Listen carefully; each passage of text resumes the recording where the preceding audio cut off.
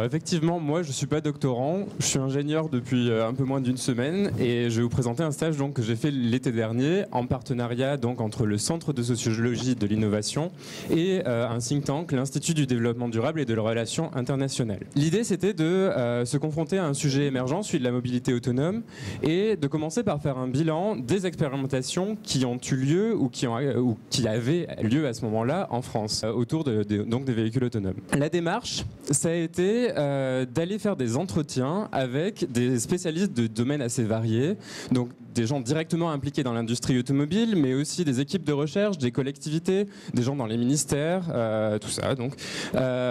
Et c'est un stage qui a finalement eu assez de visibilité, ça a donné lieu à une tribune dans Le Monde, à des présentations à la ville de Paris, à l'ADEME. Donc le but c'était un peu de faire discuter certains acteurs autour de ça, et en fait de comprendre comment organiser quelque part, ou en tout cas les leviers pour organiser cette profusion d'expérimentation de manière à assurer un impact positif quelque part pour la collectivité, pour la société. Parce que justement, une première observation qu'on peut se faire quand on s'intéresse à ce sujet, c'est que les tests, les expérimentations de véhicules autonomes sont encore très centrés sur des questions juridiques ou économiques, dans le sens où on s'intéresse beaucoup à des questions de sécurité, de performance technologique et tout ça.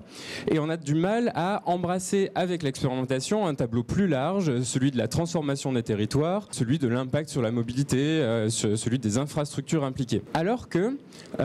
quand on s'intéresse aux différents projets qui se font en France, on se rend compte qu'il y a déjà des collectivités locales qui prennent en main le sujet. Il y a des grandes villes comme Toulouse, Bordeaux, Rouen, Rennes ou même Paris qui rassemblent des industriels autour d'eux et qui essaient vraiment d'associer les expérimentations de véhicules autonomes à un problème qu'elles se posent.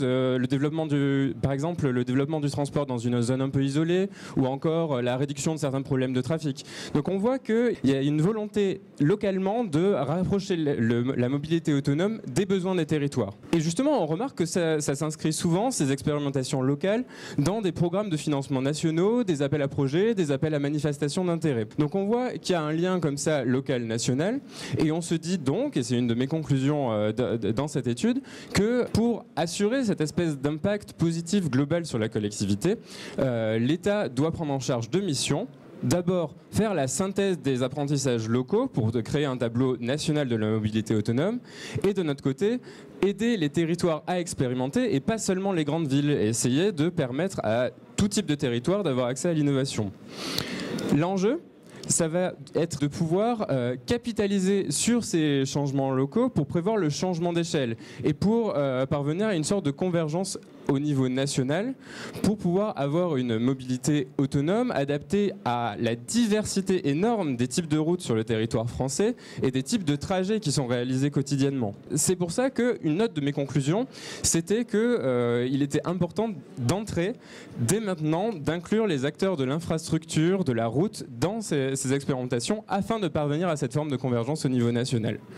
Le message principal finalement de mon stage, c'était que la mobilité autonome, c'est pas une baguette magique, c'est pas quelque chose qui va sortir de terre, c'est quelque chose auquel on peut assigner des objectifs politiques pour la société et